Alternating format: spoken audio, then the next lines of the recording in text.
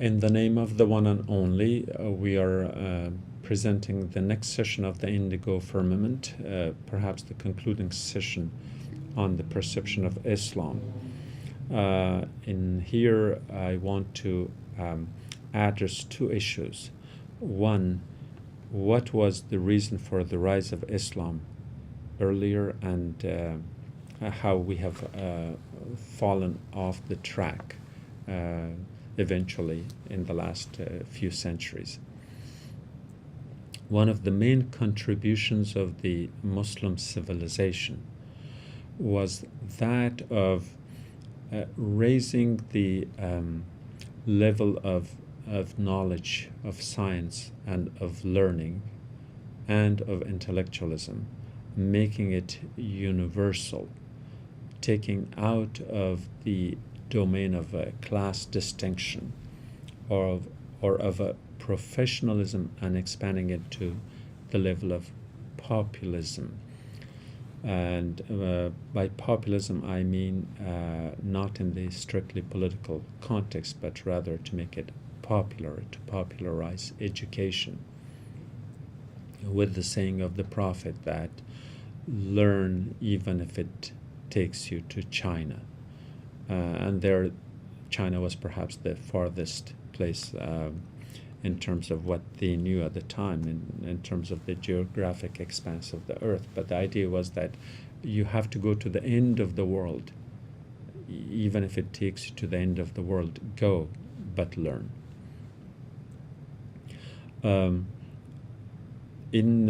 Generally, in the context of knowledge, language is important. The world community, or at least that part of it with which I have some familiarity, we have some key languages that are considered scientific languages. Chinese is one of those, Sanskrit is another, Latin, and then of course Arabic.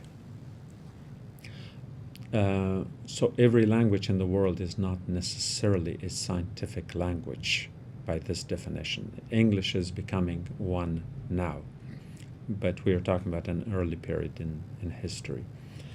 The advantage that Arabic got over those other three, Latin, Chinese, and Sanskrit, was that the universality of the cultural setting in which Arabic was operating. So in the early part of the Islamic history, everything scientific was written in the Arabic language. Eventually other languages evolved, but still you could write poetry in Persian, but if you had to present a treatise in some scientific field, it had to be in Arabic. We see this, for instance, in the works of Abu Rayhan al-Biruni and Ibn Sina or Avicenna. For instance, their scientific work in medicine and in geography and all that, they are all written in Arabic. But their poetry and other work could be written in other languages. That was just an example. So, what happened in that as the domain of the Muslim states and the Muslim caliphates and rulerships expanded to a level which was impossible to be maintained and retained and restrained politically, there arose a need for creating a kind of a secondary vehicle for the transfer of thought, and by thought I mean scientific thought.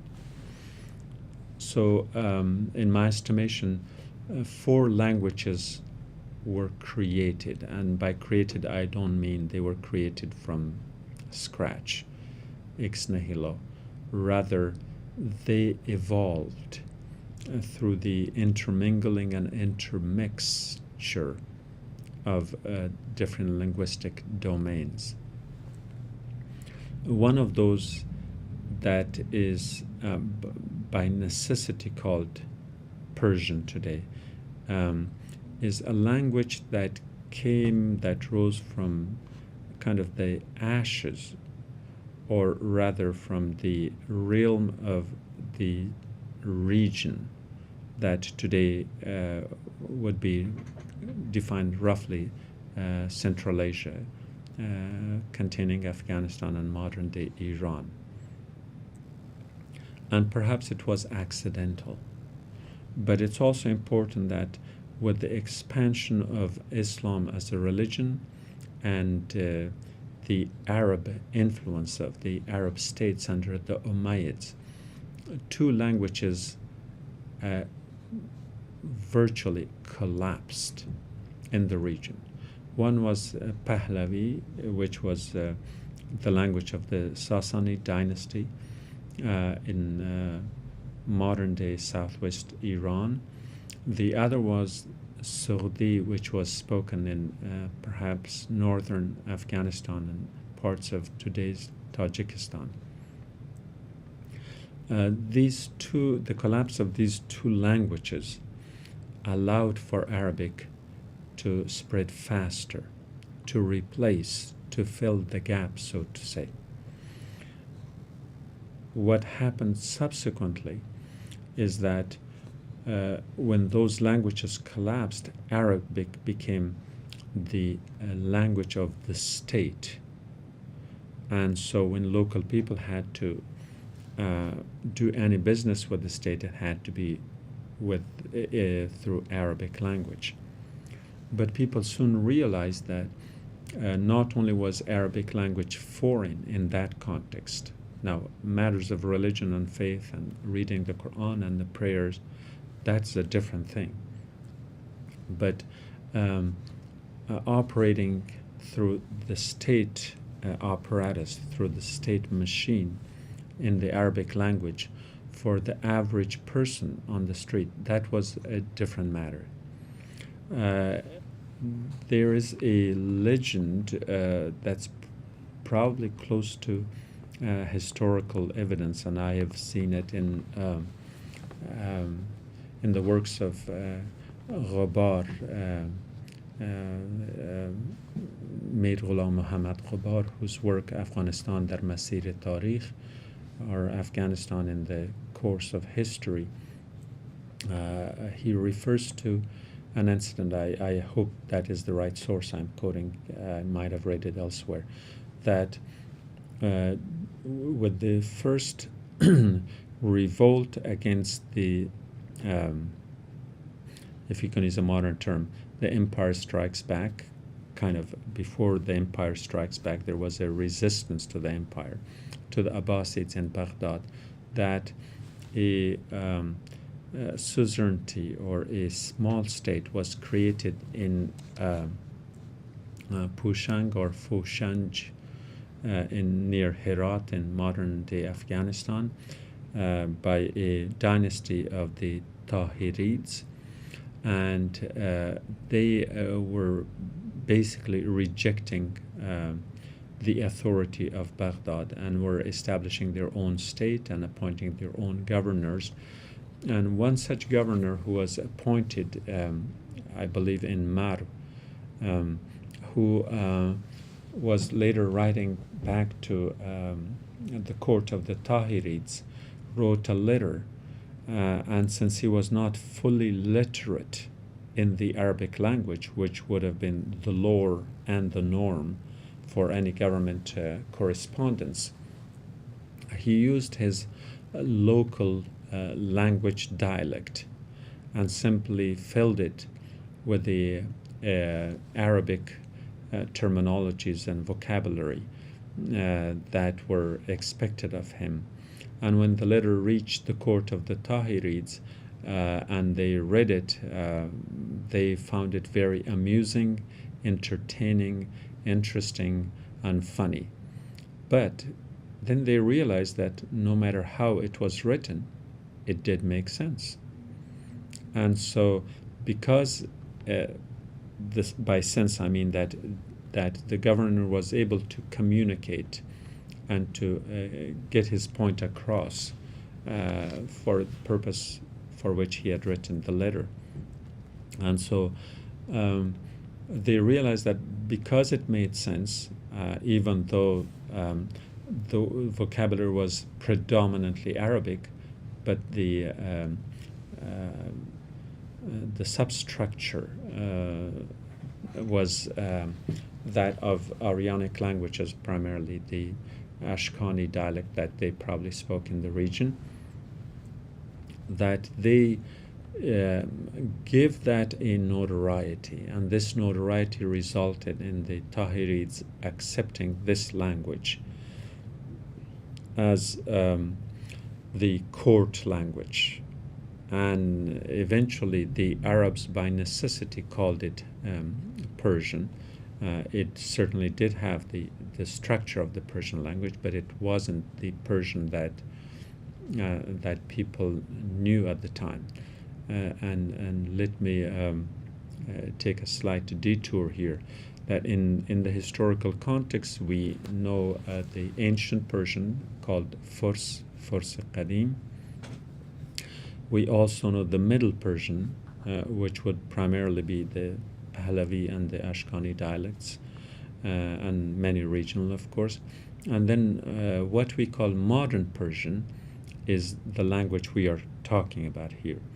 That this language that came into existence by accident, design, or political necessity of the time was called Persian by the Arabs. And linguistically speaking, that will be the modern Persian, which in its initial form was probably 90% Arabic, with 10% Persian structure. In a more recent study, I think back in 1960s, it was estimated that at least the Persian or Dari language, the way it's spoken in Afghanistan, still contained 86% Arabic vocabulary. However, in recent times, those numbers have changed, and that's a different discussion we can get into. But the point is that a language was created as a vehicle and as a medium. And again, the Tahirids were not rejecting Islam as a religion. They were rejecting the authority of Baghdad as a political power. So they were making themselves politically independent, but religiously connected and related. Gradually, that language was that they adopted as their court language, their state language was adopted later by the Safarids and the Samanids north in Balkh in modern-day Afghanistan again, and then eventually by the Ghaznavids in Ghazni in southern Afghanistan. So then we can say in general that modern Afghanistan would be the birthplace of this language that was basically considered an extended vehicle for the expansion of Islam into farther regions in Central Asia and the Indian subcontinent. There was another language that came into existence in the Iberian Peninsula, which was called Al-Hamiyado. And Al-Hamiyado was a mixture of Spanish and Arabic at the time. And again, Al-Hamiyado became another vehicle in the expansion of Islam there. We talked in the earlier session about the formation of the Swahili or Swahili language on the African continent, which became the third language that was again heavily loaded with Arabic, but used the Bantu language structure and allowed for further expansion of Islam into the coastal regions of Africa, the eastern coast. Then subsequently, I think in the 14th and 15th century, the court language of India, which at that time was, at least in the Muslim courts, was Hindawi, was replaced by what eventually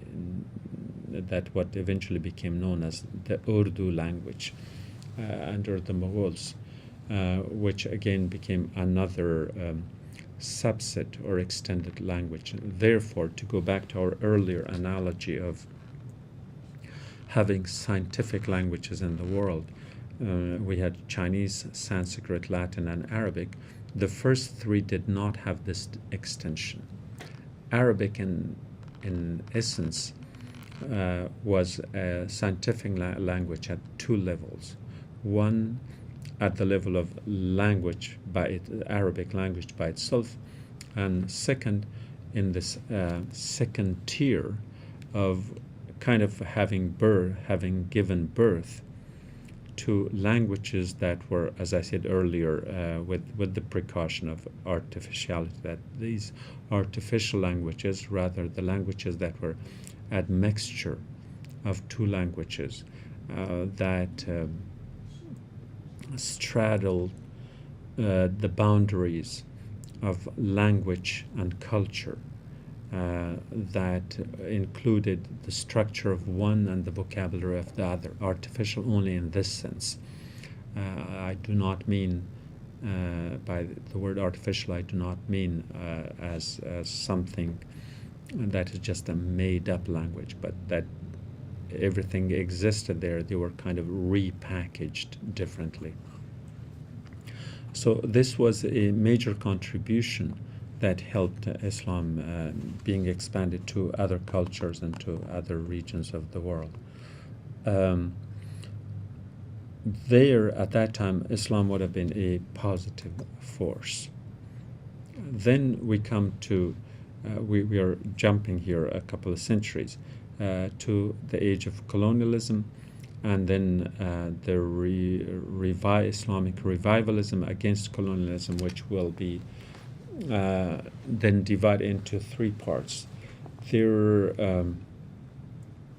was a term of the Salafi or Salafist Islamic revivalism that we referred to earlier in our discussion of the Wahhabism. But in general, that the revivalism was of three types. There was a religious Islamism, which is a fundamentalist expression of how Islam has to be viewed and understood, primarily in the political arena.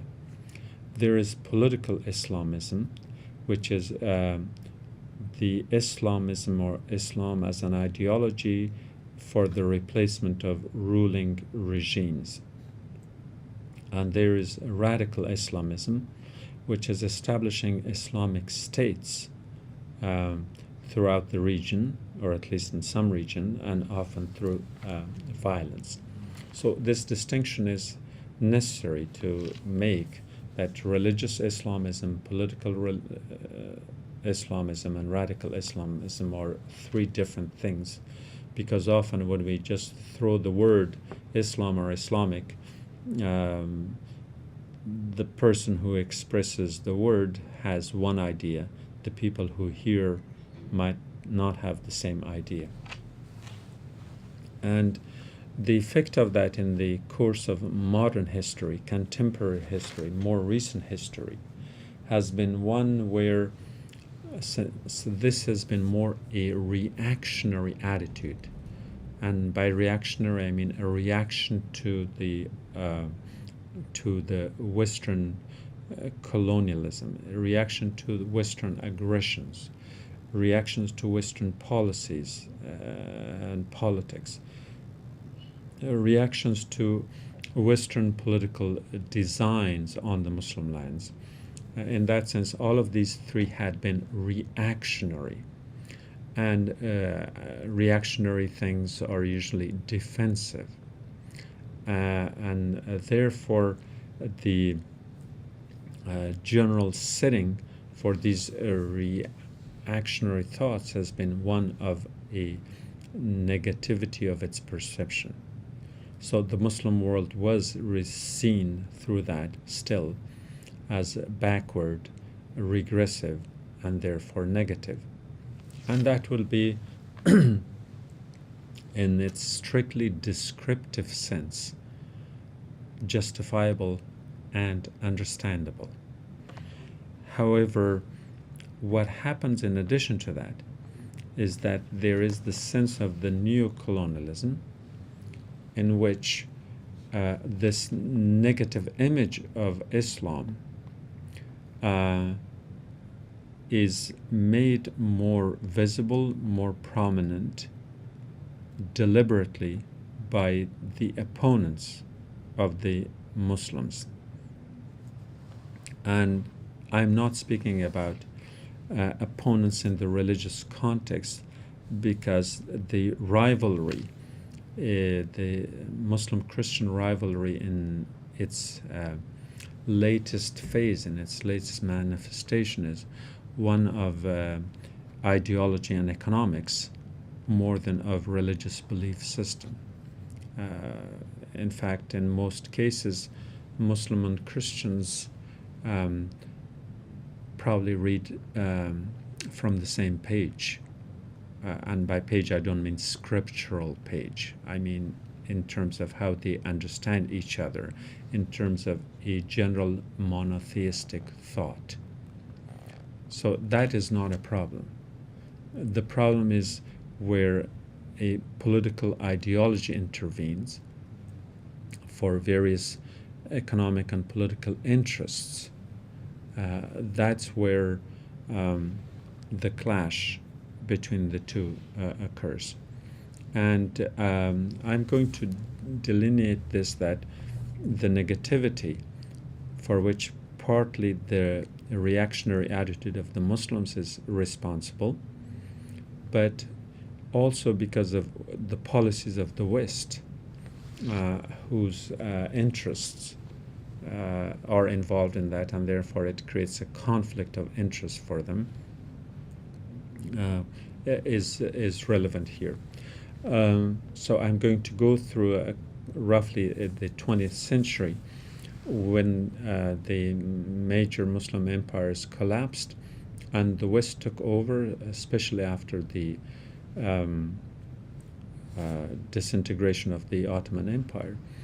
There was that turn of the century, the 20th century of the Common Era, was a period for a second wave of revivalism. The first wave we classified as the times of Sayyid Jamaluddin Afghani and Sayyid Ahmad Khan and Muhammad ibn Abdul Wahhab and Mehdi and Mukhtar. That was the first wave, where the charismatic personality of individuals was pivotal in the formation of those movements. In the second wave, it wasn't the individual, rather the collective. It wasn't the elderly, rather it was the young, it was the youth. So starting with the Young Turks, for example, yes, they had leaders, but it was the collective of the Young Turks that gained prominence rather than the individual. Or we have the constitutional reform in Persia, 1905 or thereabouts, in which again, yes, there were leaders, but it was that collective concept of constitutionalism or Saltanat or Mashrutiyat rather, that became important. The same thing happened in Afghanistan within a decade, that it was this movement against the reactionary attitude of Amir Habibullah that spawned a movement Yes, it was headed by a prince, but even then it was a young prince. Yes, it was a prince, but he was not alone. And so people of all walks of life, especially the youth, the young, they were involved in this. And we also had back in the 1920s then the Muslim Brotherhood that came into existence in Egypt, Rashid Reza and several others in Syria and other places of the Arab world, of the Muslim world. And most of these, it was the movement now. This is the second wave of these reforms. Whether they amounted to much or not, that's a different question. We're not going to make an assessment of their success. Rather, we are going to identify them as to the phases of these revolutions or evolutions, and to see what the process was. And as far as the perception of Islam goes during this period, the majority would have been positive from the Muslim lands, aspirational, hopeful, and kind of waiting for that opportune moment to spark. And World War I, or the European War I, may have provided such an opportunity. But it also entailed a lot of failures and disappointments. So the earlier period was a period of imperialism versus nationalism. That will be 1914 to 1948 of the Common Era, where the defining ideology or the thrust of any intellectual thought had been such where Muslim people thought that the only way they can express themselves is to free themselves of the burden of their own imperial states that were too huge to be functional. And this applies more so to the domains of the Ottomans, where nation states were created and carved out of the Ottoman Empire, and therefore a kind of nationalism spawned.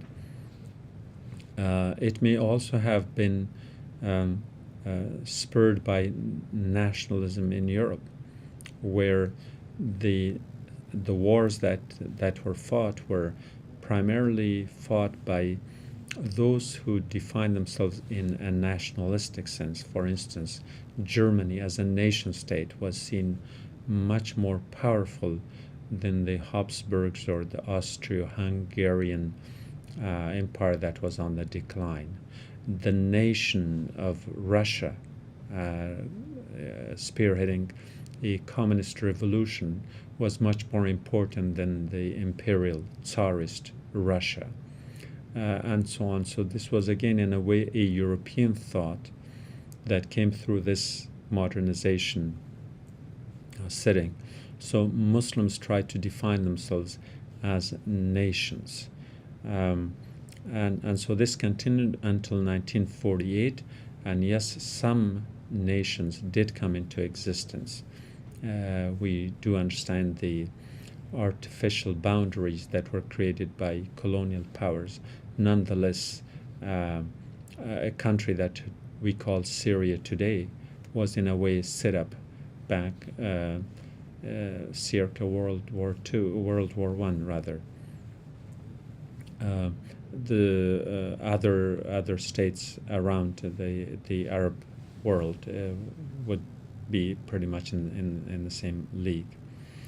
The second period that contributed to this negativity was that of the Zionism versus Arab nationalism. Now that Arab nationalism came into existence, it was no longer focused on its colonial suppressors, the French and the English, or the Italians as much as it was the existence of Zionism. This would be the period between 1948 to 1967. The next period will be the secular nationalism versus Islamism, which was 1967 to 1970. And so in these various phases, either an ideology is created or the focus has shifted from one thing to another. While the average person on the street may have identified himself or herself more as a Muslim, but then this new national identity made out of those same Muslims an Iraqi. So, for instance, before the fall of the Ottoman, a person who lived in Mosul or in Baghdad, all they knew is that they were citizens of this great empire, the Ottoman state. And then the Ottomans disintegrate, and so the next day they are told, at least in Mosul in northern Iraq, that, oh yeah, they are part of a Kurdistan, a separate state. And as soon as the British discover that there is oil in Kirkuk, and that creating a separate state in the north will make it difficult for the British to take that oil from a landlocked country through another country, which was Iraq, to the south, then they virtually erased the border between Iraq and Kurdistan early on, and put the two together and created a greater Iraq, what we know today. So then, again, in the course of time, those same people who once called themselves Ottomans, the next day they called themselves Kurd, subsequently called themselves Iraqis. So all these identities were and are artificial, because a few miles away there would have been other Kurds who called themselves Syrians, and there would have been other Arabs who would have called themselves either Iraqis or Saudis, and so on. So in this vast region, in the desert of northern part of Arabia, or close to the Fertile Crescent, the boundaries were totally artificial. But eventually, we saw, for instance, during the Gulf War, that many of these states sent their armies to fight, like Syria sent their troops or others to fight Iraqis, as if these were totally different nations and different people. The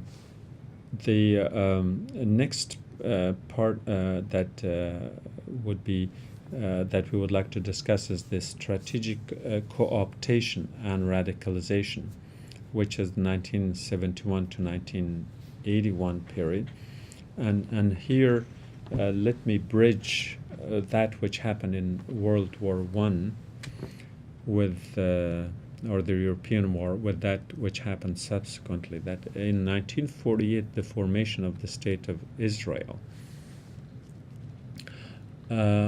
which of course we all know the history of it, and that's not our focus.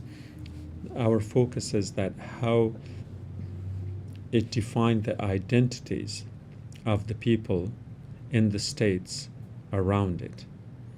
That, like I said, that the focal point was Zionism, and the reason for that was that the Arabs soon realized that their fervor for nationalism may have been positive in certain ways, but it certainly had more negativity in the sense that these new boundaries were dividing them, and they had the potential of disuniting them. And so the movement began for bringing them all back together. and the formation of the Muslim Brotherhood in 1929 was such an attempt that by virtue of the fact that it was called Muslim Brotherhood, it did not tie it down to any one of these particular quote-unquote nation states that were artificially created by colonial powers. So the idea of the Muslim Brotherhood would have been just as its predecessor of Pan-Islamism implied, was to apply it across the boundaries and to make it more universal, and by universal I mean within the context of the Ummah, a universal concept of unifying or strengthening and reuniting in order to fight the European colonial powers. And so the ideology that then came was that, yes, okay, we have been identified as separate nation states, but they should not confine us. They should not divide us. So that first attempt was the Muslim Brotherhoods in Egypt, but there were similar movements elsewhere that also made attempts to uniting. And the other one was the Pan-Turanism, which was an attempt to unite all the Turkic nations and tribes and states together across Central Asia along with Turkey. And there again, a pattern that we have seen repeatedly in modern history is that anytime there had been an attempt to unite, those attempts had been shunned.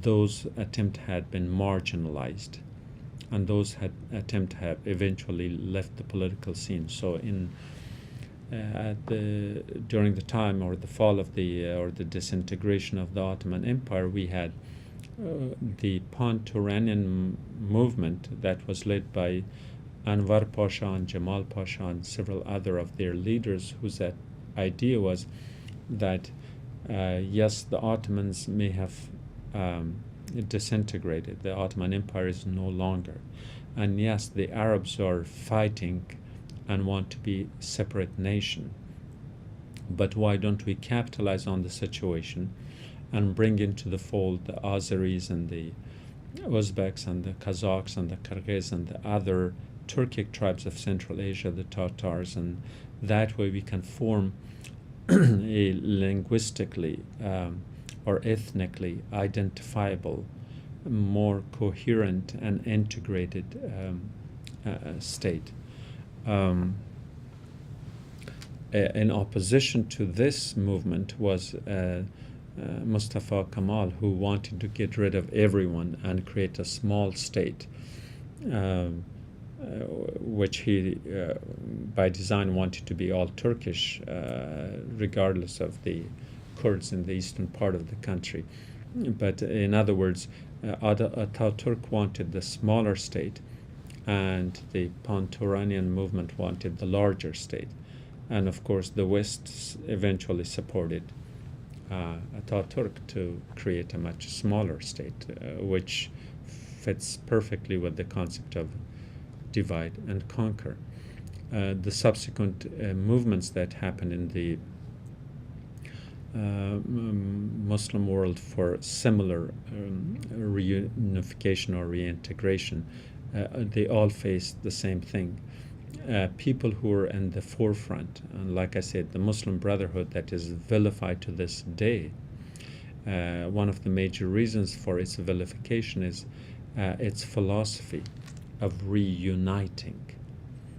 And this would be at the mass level, at the people's level, at the popular level, not at the state level.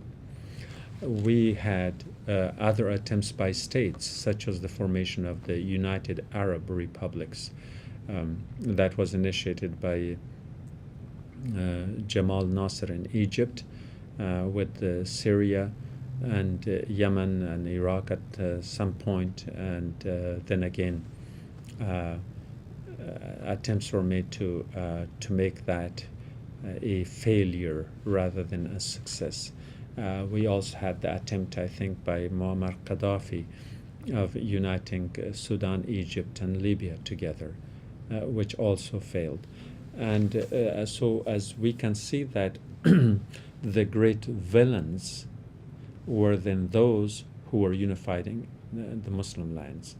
Gaddafi, the most perhaps hated and vilified leader of more recent times, and Nasser was certainly not liked in the West in spite of his great charisma and all that.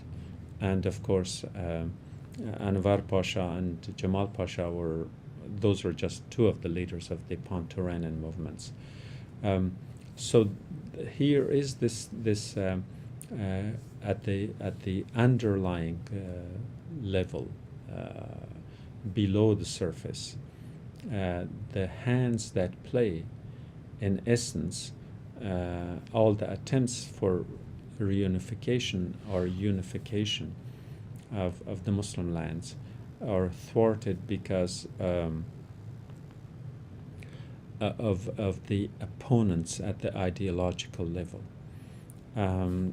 So we move on to the formation of the State of Zionism, which was very instrumental in this, not just because of the location of the State of Israel right at the heart of the Muslim lands all around it, but that the State of Israel, in addition to becoming the homeland for the Jews, which is one issue, it also became an outpost, an imperial outpost for the West, which is a different function, a different role that Israel is playing.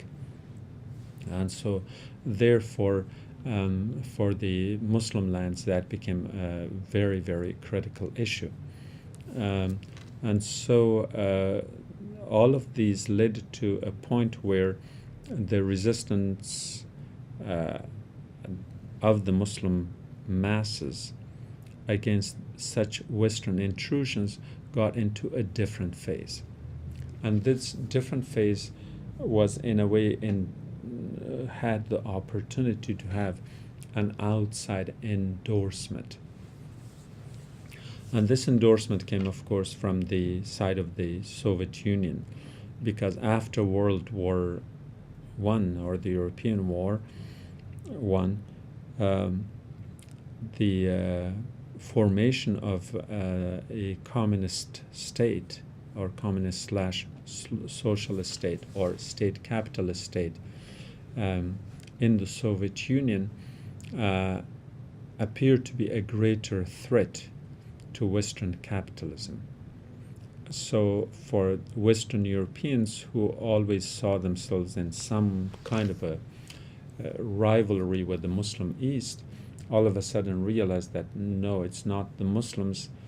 The Muslims have been scattered and disintegrated enough that they do not pose a threat to the West anymore.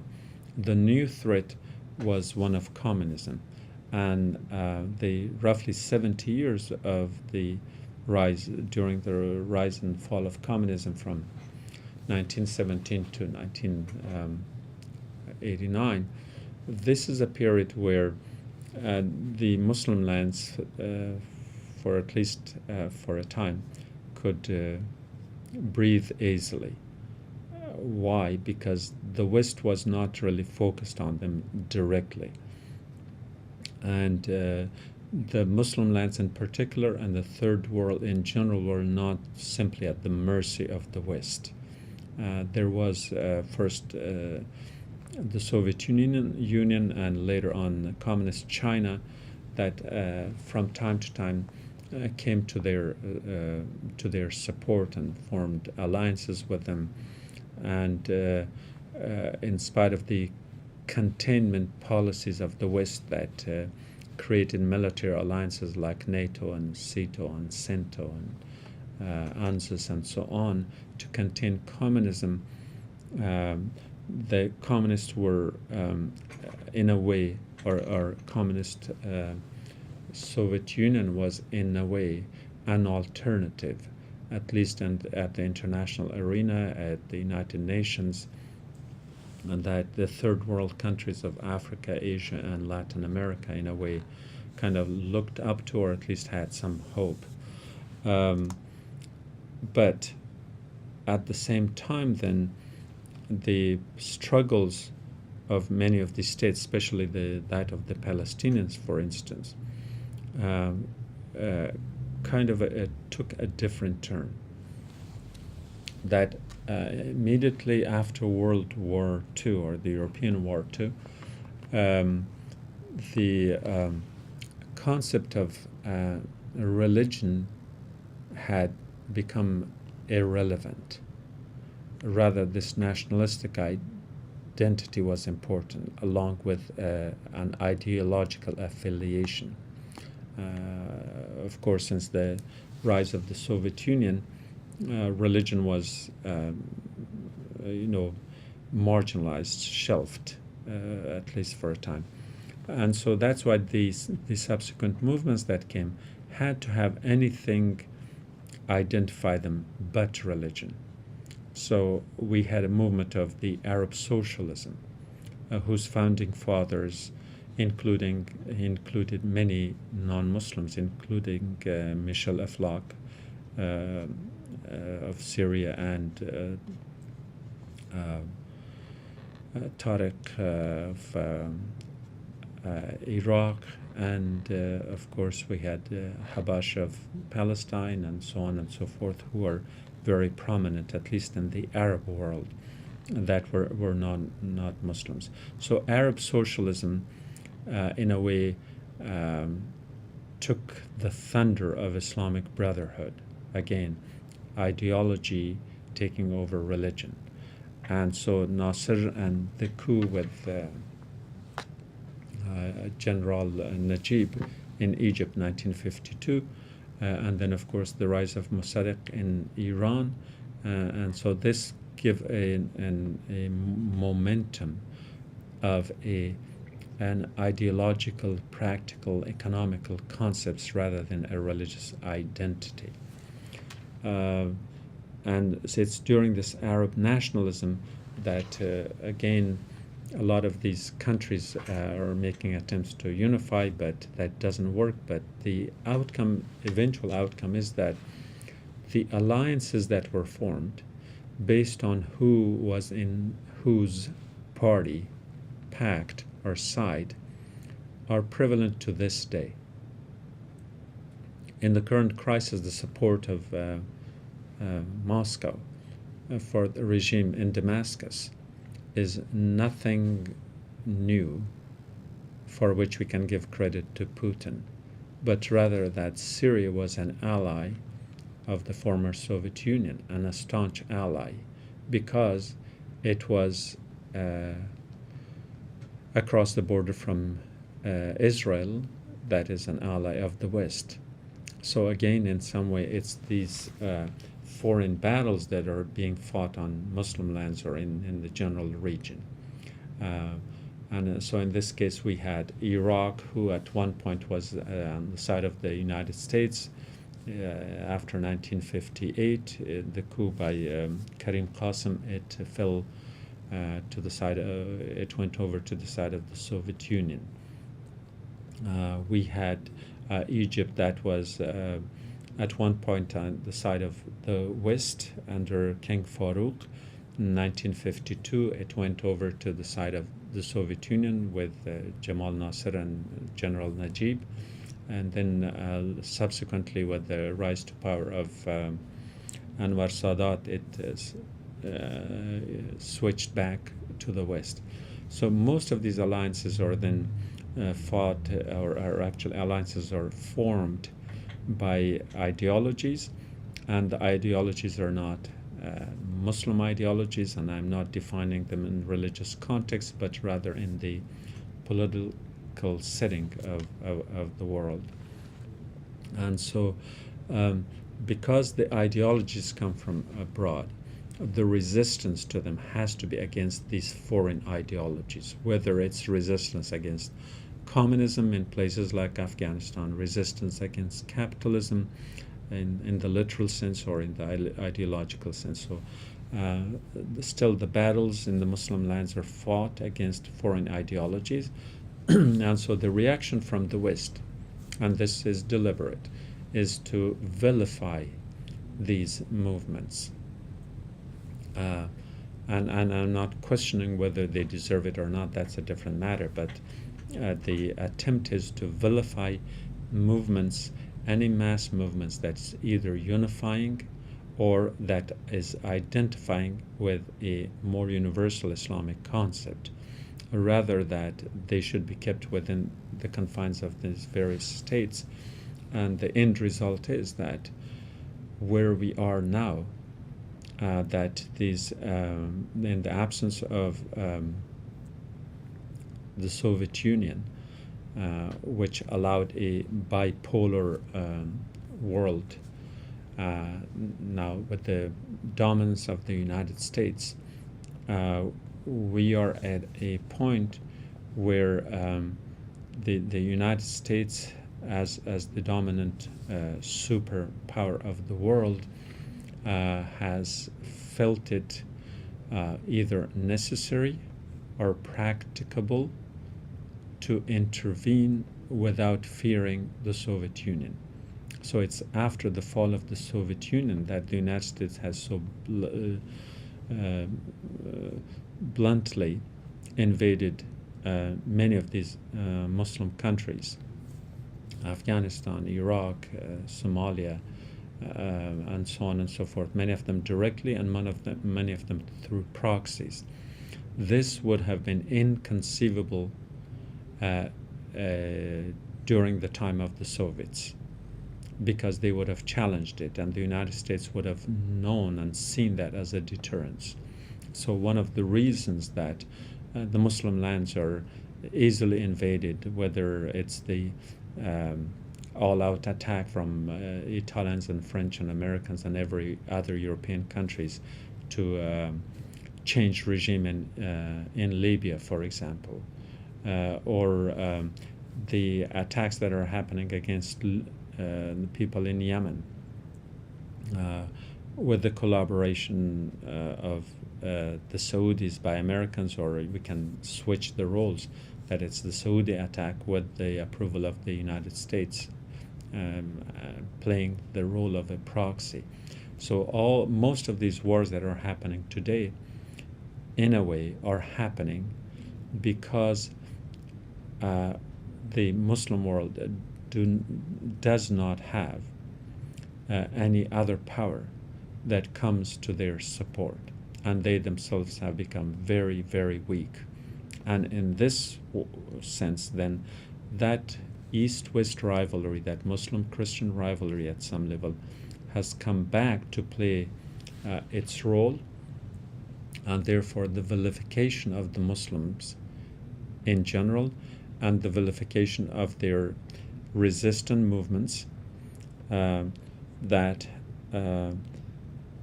have been radicalized because of circumstance, movements such as the Taliban, such as ISIS, and so on, and that even this radicalization is the result of political frustration. Now, I'm certainly not justifying what they do. I'm simply describing why have they become so radicalized. Very simple. If there had been a medium, if there had been an avenue for them to express their desires through a legitimate government for a change, political, social change in their own countries, they would not have been radicalized. And they have been radicalized in most cases where regimes are supported by the West, where regimes have been delegitimized. So these radical movements in these countries know the hand behind the scene as much as they see the puppet on the stage. So their anger is directed both towards puppets, for lack of a better term, and these puppet regimes, but it's also this anger is directed towards those who support these puppet regimes, and knowing how strong the West is and feeling so frustrated in their inability to do anything about it. The psychological effect, obviously, in this frustration is radicalization and marginalization and fanaticization, if I can coin a word here. And so this helps the West by vilifying them and therefore justifying their interventions. And like I said, we started with Islamic civilization, the glorious past, in which the perception of Islam was very, very positive, and we have reached a point where the mere utterance of the word Islam or Muslim is automatically equated with violence and terrorism. And these terms have become more or less synonymous because of the power politics that are prevalent in the world today. And this concludes our discussion of the perception of Islam through the course of history, from being one of a very positive to a very, very negative. And that is a struggle, it's a mission, it's a sense of social and political responsibility for Muslims in general and for everyone else to fight against, so we can live in a more peaceful world, in a more brotherly and sisterly equality among peoples of all faiths in a communion, in a universal communion. I bid you farewell for today until our next program of the Indigo Firmament. Have a nice day.